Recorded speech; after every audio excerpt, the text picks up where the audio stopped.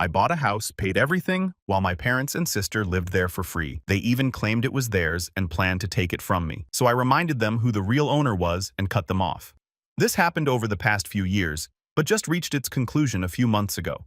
Buckle up because this is a wild ride. Names changed for obvious reasons, but everything else is 100% true. I've got documentation for all of it. Sorry for the length, but trust me, you'll want to read every word of this insanity. All right, everyone. This story is going to be incredibly long, but I promise it's worth reading to the very end. The payoff is absolutely nuclear. I'm 31 years old, work as a project manager for a construction company in Denver, Colorado. I make about $95,000 annually, which isn't amazing money, but it's solid and reliable, especially since I don't have kids or a wife draining my bank account every month. I drive a 2019 F-150 that I bought with cash, live in a decent two-bedroom apartment, and I've always been the responsible, level-headed one in my family. Let me paint you a detailed picture of my family dynamics growing up, because this context is absolutely crucial for understanding how deep this betrayal goes. I'm the older brother by 3 years, and from the moment my sister Jessica was born, I was held to completely different standards and expectations. When I was in high school, I had to maintain a 3.5 GPA minimum to keep my car privileges, work 20 hours a week at a part-time job, to pay for my own gas and car insurance, and complete a list of household chores every weekend that included mowing the lawn, cleaning the garage, and doing maintenance work around the house. Meanwhile, Jessica received a brand new Camaro for her 17th birthday. Not used, not leased, but completely paid off and registered in her name just for doing her best in school with a pathetic 2.8 GPA. She never had a job during high school, never paid for her own gas, never had any real responsibilities or consequences for her actions. When I graduated college with my degree in construction management after 4 years of working part-time and taking out student loans to pay my own way, I received a handshake from my dad, and "We're proud of you, son," from my mom. That was it. No celebration, no party, no recognition of the achievement. When Jessica dropped out of community college after exactly 1 semester because the coursework was too stressful and she needed to focus on finding herself, my parents actually threw her a party.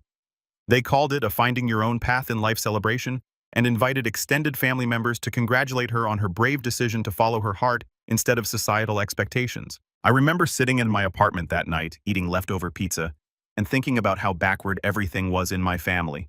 Success was ignored, failure was celebrated, responsibility was expected from me, but never from her. Jessica is now 28 and has always been what people politely call a free spirit, and what I'd honestly describe as a complete train wreck who thinks her existence alone entitles her to everything she wants. She got pregnant at 20 by some random guy she'd been dating for about 2 months who completely disappeared the moment she told him the news. Then she somehow managed to get pregnant again at 23 by a different loser who also vanished into thin air when reality and responsibility came knocking. Now she has 2 kids, Braxton, who's 10, and Kylie, who's 7, and has never held a steady job for more than 8 months in her entire adult life. Every workplace is apparently toxic, every boss is unreasonable, and she constantly needs flexibility for the children, which basically means she wants to work whenever she feels like it and get paid regardless of her actual contribution or attendance. Here's the thing that really gets under my skin and has been building resentment for years. My parents have always treated Jessica like she could do absolutely no wrong while simultaneously expecting me to be the family solution to every single problem that arose. Growing up, whenever Jessica wanted something expensive that my parents couldn't afford, they'd drop hints that I should help out since I was doing so well financially, and family members support each other. When she had her first kid at 20 and suddenly needed money for baby supplies, cribs, strollers, diapers, and everything else that comes with an unplanned pregnancy, guess who got the phone call asking for temporary assistance? When her piece of junk car broke down every few months when she couldn't make her rent payments. When she needed groceries because she'd spent her food stamps on other things. Every single time without exception, they'd call me with some variation of family helps family in times of need. And like an absolute who thought he was being a good son and brother, I always said yes every single time because I genuinely believed that's what you do for family members. I thought that eventually they'd appreciate the sacrifices I was making, acknowledge what I was doing for them, maybe even say thank you once in a while, and show some basic gratitude for the financial support. I was wrong about literally everything. They never saw it as sacrifice or generosity. They saw it as obligation and entitlement. The real mess that would define the next 4 years of my life started about 5 years ago, when my parents were facing eviction from their rental house. My dad had been laid off from his warehouse supervisor position and was too proud and stubborn to take anything he considered beneath his status. He'd turned down multiple job offers because they didn't pay enough or weren't management-level positions. My mom worked part-time as a receptionist at a dental office, making about $1,200 per month. But her income wasn't even close to enough to cover their $1,600 monthly rent, let alone utilities, food, and other basic expenses. Jessica was living with them at the time, with both of her kids contributing exactly zero to household expenses because she claimed she was saving up for her own apartment and argued that helping with childcare was her financial contribution to the household. This was complete garbage, since my mom was actually doing most of the real childcare while Jessica spent her days sleeping until noon, posting on Instagram and TikTok, and spending her government assistance money on fake eyelashes, cheap designer knockoff clothes, and whatever other nonsense caught her attention that week. That's when I had what I thought at the time was a brilliant solution to everyone's problems. I had excellent credit built up over years of responsible financial behavior, a stable income with regular raises and good job security, and had been pre-approved for a pretty substantial mortgage amount by my bank. Why not buy a house where they could all live comfortably and they could pay me reasonable rent instead of throwing money away to some random landlord every month? I'd build equity in real estate. They'd have long-term housing security and stability, and everyone would benefit from the arrangement. This decision would turn out to be the biggest financial and emotional mistake of my entire adult life. I spent about 3 months seriously house hunting and finally found a really nice 4-bedroom, 2.5 house in a solid suburban neighborhood about 20 minutes from downtown. Nothing extravagant or fancy, but it was in an excellent school district for the kids, a safe area with low crime rates, and had a decent-sized yard for them to enjoy. The purchase price was $285,000. And after putting down 20% to avoid PM wine, my monthly mortgage payment worked out to exactly $2,100, including property taxes and homeowner's insurance. The financial arrangement we agreed on seemed completely straightforward and fair to everyone involved. My dad would contribute $800 monthly. Jessica would pay $700 for her and the 2 kids, and I'd cover the remaining $600 since I'd be the one building equity in the property and benefiting from any future appreciation in home value. It seemed like a reasonable split that took into account everyone's financial situation and contribution to the household. Month 1, we're still in the process of settling in and getting organized. Can you give us just 1 month to get our finances sorted out and figure out our budget? Month 2, Jessica's transmission completely went out, and we had to get that emergency repair taken care of first before we could start making rent payments. Month 3, the kids needed school clothes and supplies for the new semester. Plus, Braxton needed new shoes. We'll definitely start paying our share next month. I'm sure you can see the obvious pattern developing here. 3 months turned into 6 months, which turned into a full year. And I was covering the entire $2,100 mortgage payment every single month, plus all the utilities because they kept forgetting to pay the electric, gas, water, and internet bills. Meanwhile, Jessica's social media presence was a constant stream of shopping hauls, restaurant check-ins, salon appointments, and lifestyle content that clearly showed she had money to spend on non-essential items. Professional photographs with full makeup and hairstyling, new outfits appearing in posts every single week, expensive makeup palettes and beauty products, designer purses and accessories. But somehow she couldn't manage to scrape together $700 for housing costs. This woman was posting Instagram stories from nail salons literally 3 times per week, getting elaborate manicures and pedicures that cost $80 to $100 each time, but claiming complete poverty whenever the topic of rent came up. But here's what really started to irritate me, and should have been my first major red flag. Jessica began referring to the property as her house when talking to people outside the family, not the house we live in, or Jake's house where we stay, or even the family house. She specifically called it her house on social media posts to her friends when they came over to service technicians and delivery drivers, even in conversations with teachers at the kids' school. I distinctly remember one incident where I was there when the mailman came to the door asking if Jake Mitchell lived at this address, because there was a package that required a signature. Jessica actually corrected him and said, "No, this is the Johnson residence," and acted like I was some random visitor instead of the person whose name was on the deed and mortgage. After about 6 months of receiving absolutely zero financial contributions toward the mortgage or any other household expenses, I decided to try having a mature adult conversation with my dad about establishing a realistic payment schedule that everyone could stick to. I approached it diplomatically and suggested we could even reduce the amounts if necessary. maybe $600 from him and $500 from Jessica instead of the original plan. His response was essentially that I was being greedy and unreasonable because I made good money at my job and family members take care of each other without keeping score or demanding payback. He actually used the word greedy to describe me asking adults to contribute toward housing costs for the house they were living in completely rent-free. But what happened next made everything exponentially worse and should have been my wake-up call to get out immediately. Year 2 of this arrangement is when Jessica really began showing her true character and sense of entitlement. She decided that the house needed extensive updating to match her personal aesthetic and lifestyle preferences. We're talking about wanting to repaint every single room in different colors, replace perfectly functional kitchen appliances with newer stainless steel models, completely renovate both bathrooms with new tiles and fixtures, install new flooring throughout the entire house, and even landscape the backyard according to her vision. When I explained calmly that I wasn't going to fund purely cosmetic renovations for a house I was already paying for entirely by myself, she had what could only be described as a complete emotional meltdown, and immediately got my parents involved as her backup and support system. Jake is being controlling and unreasonable about the house. She complained to them with crocodile tears. I'm raising 2 children here and I should have some input and decision-making power about how our living space looks and feels.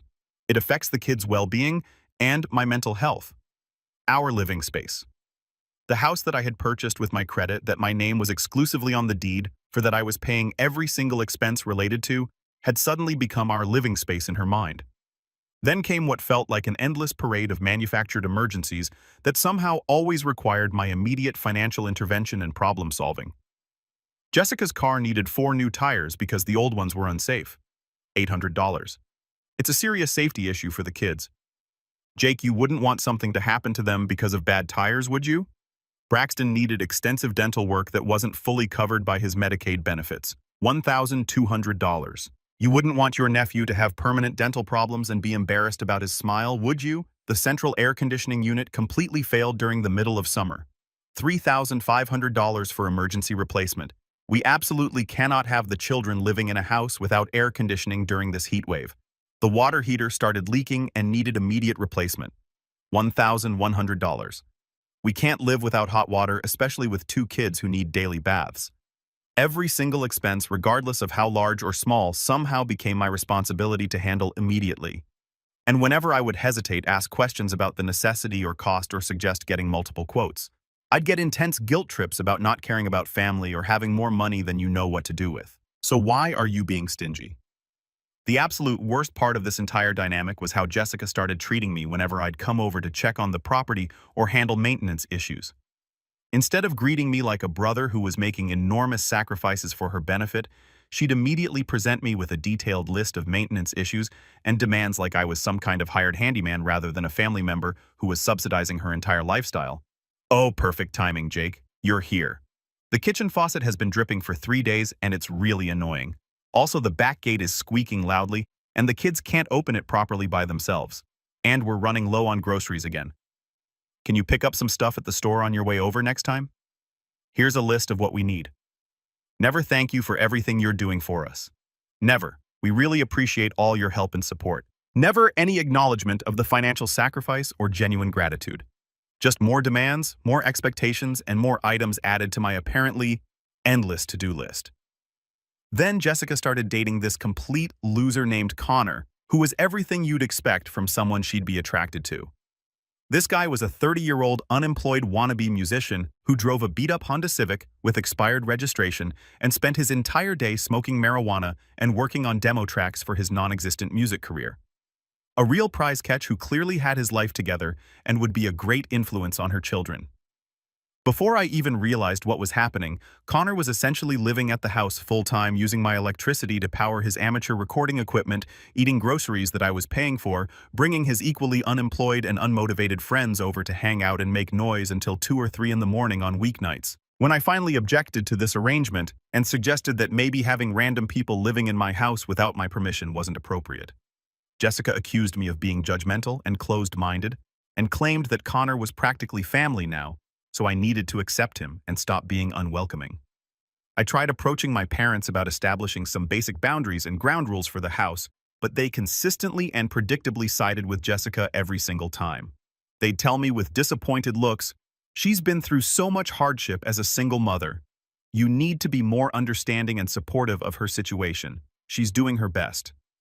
You more understanding. I was literally funding her entire existence while she treated me like an inconvenience. The moment that fundamentally changed everything and opened my eyes to the reality of my situation happened about 8 months ago.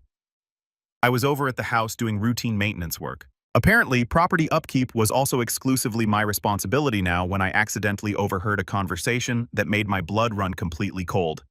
I was in the garage examining some concerning water damage on the ceiling that looked like it might be coming from a roof leak when I heard Jessica talking very loudly on her phone in the kitchen. The window was wide open because it was a nice day and she wasn't making any effort whatsoever to keep her voice down or maintain privacy. "Girl, I basically own this house now," she was saying enthusiastically. To whoever was on the other end of the call, Jake is way too much of a pushover and people pleaser to ever actually do anything about the situation. My dad looked into it and said there's some kind of legal thing called adverse possession, where if you live somewhere long enough and act like you own it, you can claim ownership rights through the court system. Adverse possession squatters' rights, legal theft of the house I had purchased, financed, and maintained entirely by myself for years. She continued with obvious excitement in her voice. The best part is that he's so desperate to be seen as the good brother and maintain his reputation that he'll never actually kick us out or take any real action. I've got his personality completely figured out, and I know exactly which buttons to push. Connor thinks we should try to get Jake to put the deed in my name for tax purposes or something like that. My hands were literally trembling as I stood there listening to this conversation. I felt like I was having an out-of-body experience. I mean, realistically, what's he going to do with a big 4-bedroom house anyway? He's probably going to be single forever, because what woman would want to date a guy who's this obsessed with his family and has no backbone? At least I'm putting the space to good use in creating a loving home for children. Then I heard my mother's voice chiming in from somewhere in the kitchen.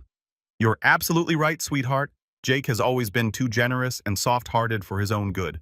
This living arrangement is perfect for you and the grandchildren, and he can afford it better than anyone." Exactly. "And if he ever tries to sell the house or force us to move out, I'll just tell everyone in the family and on social media that he's trying to make his own nephews homeless. He cares way too much about what people think and his reputation to ever risk that kind of public relations disaster." They were literally conspiring to steal my house from me through fraud and manipulation. And they were counting on my character, my love for my nephews, and my concern about my reputation to prevent me from fighting back effectively.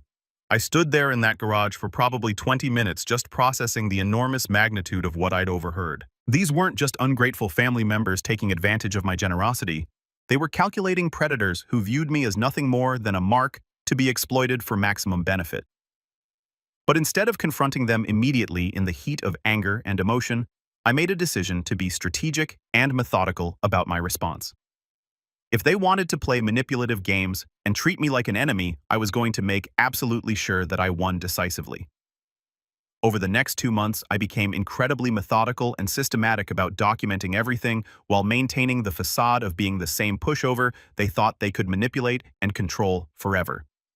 First, I spent several weekends pulling together a comprehensive financial analysis of exactly how much money I'd invested in this situation over the past 4 years. The numbers were absolutely staggering and honestly shocking even to me. Mortgage payments. $2,100 per month for 48 months equals $100,800. Property taxes $2,800 annually for 4 years equals $11,200.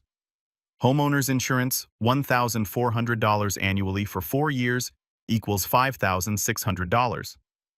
Utilities when they forgot to pay approximately $8,400. Major repairs and home improvements $23,000. Subtotal for house-related expenses $149,000. But that wasn't even the complete picture of my financial investment. I went through years of credit card statements and bank records to meticulously document all the emergency financial assistance I'd provided to Jessica over the years. Car repairs, transmission work, tire replacements, dental work for the kids, school supplies and clothing groceries when she was short on cash daycare, and after-school program payments, medical bills not covered by insurance, and literally dozens of other miscellaneous expenses that totaled another $31,000. Grand total, $180,000 that I had given freely to support people who were now actively planning to defraud me out of my home. Since Colorado is a one-party consent state for recording conversations, I started discreetly documenting their ongoing admissions and plans. I got clear recordings of Jessica bragging to her friends about her house and how she had me wrapped around her finger. I recorded my parents discussing how I would never actually do anything because I was too conflict-averse and worried about family harmony. I even captured audio of Connor talking enthusiastically about his plans to move in permanently and set up a professional music studio in my basement. The most damning and infuriating piece of evidence came when I recorded Jessica talking to some guy she'd apparently met on a dating app. Yeah, I own a beautiful 4-bedroom house in neighborhood name.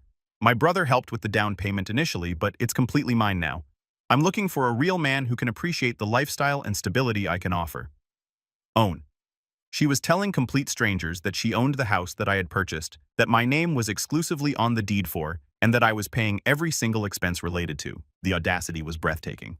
I also discovered through casual conversation with my cousin that Jessica had been telling people at Braxton School that she was a successful real estate investor, and that I was her business partner, who handled the boring technical financial aspects of her property investment portfolio. She had even volunteered to host a major PTA fundraising event at her house and was planning to charge admission. But the discovery that made me realize I was dealing with actual criminals rather than just ungrateful family members came when I decided to check my credit report and found an inquiry for a home equity line of credit application on my house. Someone had submitted paperwork to borrow $50,000 against my property without my knowledge or consent. The application had been denied because it required my signature as the legal owner, but Jessica had literally attempted to take out a loan secured by a house she had absolutely no legal claim to whatsoever. That's when I fully understood that this situation had moved far beyond ungrateful family members taking advantage of my generosity. I was dealing with people who were actively committing fraud and theft, and they felt completely confident that I was too weak, too family-oriented, and too concerned about my reputation to stop them effectively. I spent several weeks planning my response with the same level of attention to detail and strategic thinking that I bring to managing major construction projects. This was going to require perfect timing, flawless execution, and maximum impact to be truly effective. First, I quietly consulted with a real estate agent to get a current market analysis of the house. The good news was that it had appreciated significantly to approximately $320,000 in value. So at least my investment had grown substantially despite the family drama. I also started documenting their continued admissions and criminal planning. I visited the house more frequently, always with my phone discreetly recording conversations.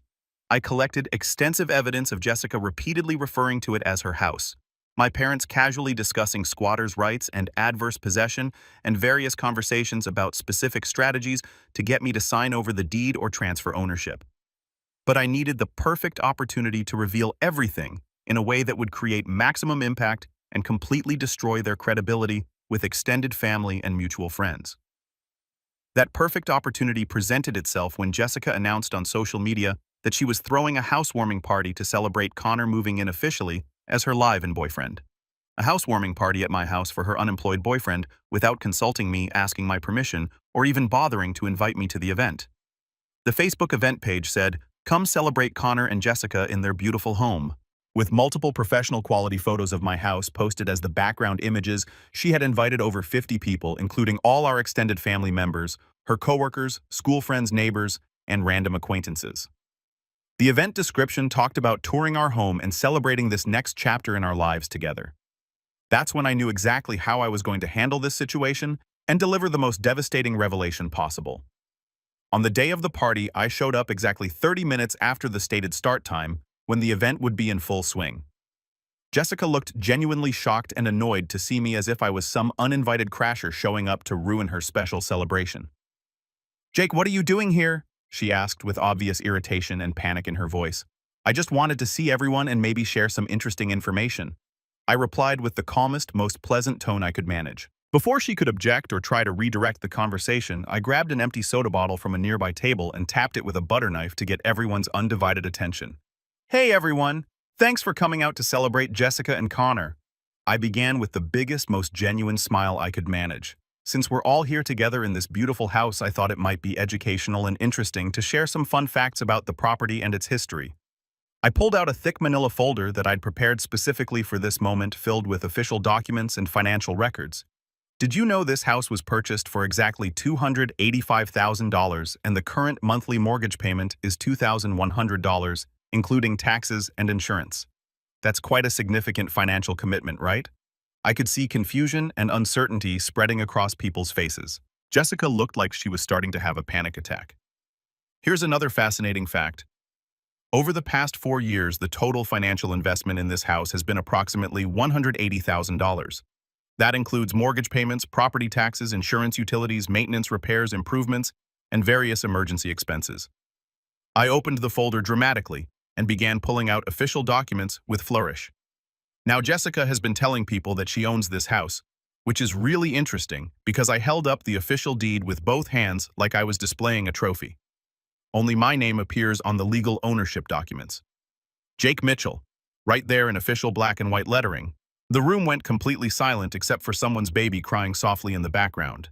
And here's the current mortgage statement, also exclusively in my name. Property tax bills. Yep, those are all mine too. Insurance policy, mine as well. Jessica tried desperately to interrupt. Jake, what the heck are you doing? This is completely inappropriate. I'm just sharing some educational information with your guests. Like this home equity loan application that was submitted without the property owner's knowledge or consent. I held up the paperwork and waved it around. That's actually called fraud, which is a serious felony crime with potential prison time. My dad stood up aggressively. Son, maybe we should discuss this privately in another room. No, Dad. I think this is exactly the right venue for this discussion. After all, Jessica invited all these wonderful people to celebrate her house, so they deserve to know the complete truth about who actually owns the property. I turned to address the entire party with my voice projecting clearly across the room. You see, I've been paying every single expense related to this house for 4 years, while Jessica Connor, my parents, and 2 children have lived here completely rent-free. 0 contributions toward mortgage utilities, maintenance repairs, or any other costs whatsoever. I started laying documents out on the coffee table like I was presenting evidence in a courtroom trial. Here's 48 months of mortgage payments, every single one paid from my personal bank account. Here are utility bills that I covered when Jessica forgot to handle them. Here are receipts for repairs, improvements, emergency expenses, and even groceries. Every single item paid by me alone. The room was so quiet you could hear people breathing and shifting uncomfortably. But the really fascinating part is these crystal clear audio recordings I have of Jessica telling people she owns this house, and discussing specific plans to steal it from me through fraudulent squatters' rights claims. I pulled out my phone and played the high-quality audio of Jessica saying, "I basically own this house now." Jake is way too much of a pushover to ever do anything about the situation. Jessica's face turned completely white, and she looked like she might faint. Several guests were staring at her with obvious disgust and shock. So here's what's going to happen right now, I announced to the entire room with complete authority. This party is officially over. Everyone who doesn't live here needs to leave my property immediately. Connor stepped forward, trying to look intimidating. Dude, you can't just kick everyone out like this. That's not how parties work. Actually, I can do exactly that because it's my house, my name on the deed, my mortgage payments, my legal property. Everyone here except my immediate family members is currently trespassing on private property. I held up my phone again. I have my attorney on speed dial. Anyone who isn't related to me by blood has exactly 5 minutes to leave voluntarily, or I'm making a phone call that will result in police officers arriving to escort you off the premises. People started filing out rapidly. Nobody wanted to get caught up in what was clearly about to become a major family conflict with serious legal implications. Once only family remained in the house, I turned to Jessica with the calmest, steadiest voice I could manage. You have exactly 30 days to find alternative living arrangements. All of you. That's more generous than the law requires. Jessica completely lost control and started screaming about how I couldn't evict children, how I was destroying the family over money, how she had legal rights as a long-term resident with children involved. What specific legal rights would those be? I asked calmly. You've never paid anything toward this house. You're not on the deed, not on the mortgage, not on any lease agreement or rental contract. You have the exact same legal standing as any other squatter, and I want you gone. My mother tried her standard guilt trip manipulation approach. How can you do something this cruel and heartless to your own family? The same way you plan to commit fraud and steal my house from me, Mom. The same way you sat in my kitchen and called me a pushover while planning to rob me blind. That statement ended the conversation immediately. Nobody had anything else to say. Chapter 7. Sweet Justice and Even Sweeter Karma. That nuclear confrontation happened exactly 6 months ago, and I want to tell you about the absolutely beautiful chain of consequences that followed. Like dominoes falling. They didn't move out within the 30-day deadline I'd given them. So I immediately initiated formal eviction proceedings through the court system. It cost me about $2,000 in legal fees and court costs. But it was worth every single penny to see the expression on Jessica's face when the sheriff's deputy served her with official eviction papers at 8 a.m. on a Saturday morning. During the legal discovery process, I found out that Jessica had been charging Connor $400 per month in rent for living there and keeping that money for herself while telling me she was too financially strapped to contribute anything toward household expenses. So she was literally profiting from my property while simultaneously lying to my face about being broke. They finally vacated the premises after 60 days of legal proceedings, but not before Jessica decided to damage the property out of pure spite and revenge. She deliberately destroyed the carpet in 2 bedrooms by pouring bleach and other chemicals on it, put multiple large holes in various walls throughout the house, scratched obscenities into the hardwood flooring in the main living area, and even poured concrete mix down one of the bathroom drains. The repair cost came to approximately $8,000. I immediately took her to small claims court and won a judgment for the full amount of damages. Though I'm realistic about my chances of actually collecting money from someone with no assets, no steady employment history, and a demonstrated pattern of financial irresponsibility. After they moved out and I completed all the necessary repairs, I sold the house for $325,000. After paying off the remaining mortgage balance and covering all the spite damage repairs, I walked away with approximately $65,000 in profit from the entire ordeal. But the real satisfaction and justice came from watching the natural consequences play out in their lives over the following months. Without me subsidizing their entire existence, my family's financial situation collapsed almost immediately. They moved into a cramped 2-bedroom apartment that stretched my parents' limited retirement budget to the absolute breaking point. Jessica was forced to get a full-time job at a big-box retail store. Remember, she'd always claimed that type of work was beneath her dignity and that she deserved better opportunities. Connor abandoned Jessica within about 2 months once he realized that the comfortable lifestyle was permanently over and she'd actually be expecting him to contribute financially to their relationship. Turns out he was only interested in her when she came with free housing, utilities, and groceries. My dad had to come out of retirement at age 67 and take a physically demanding job at a home improvement store because their household income couldn't cover basic living expenses without my monthly contributions. Jessica's car was repossessed when she couldn't make the payments without me constantly bailing her out of financial emergencies every few weeks. But the absolutely perfect karmic justice that made everything worthwhile happened exactly 3 months ago when Jessica called me crying hysterically and begging for help. "Jake, I know I messed up really badly. I know I treated you terribly and I'm truly sorry for everything, but I desperately need your help right now. The kids really need help and I don't know what else to do." It turned out that Braxton required emergency dental surgery to address a serious infection that would cost $3,000 total. Their government insurance would only cover about $1,000 of the procedure, leaving them responsible for $2,000 that they simply didn't have, couldn't get approved for through medical financing. "I promise on my life that I'll pay you back every single penny." She sobbed desperately into the phone. "I have a steady full-time job now, and I've learned my lesson completely. Please. He's in so much pain and the infection could spread if we don't get this treated immediately." You know what I told her after listening to her complete plea? "That sounds like a personal problem. Jessica, you should figure it out yourself." "What, Jake? He's your nephew. How can you say something like that? He's the same nephew you used as emotional blackmail against me for years. Every single time I questioned paying for something, it was always, think about the children. And what about your nephews? Well, now you get to figure out how to think about the children using your own resources instead of mine." She begged desperately with genuine tears and panic in her voice.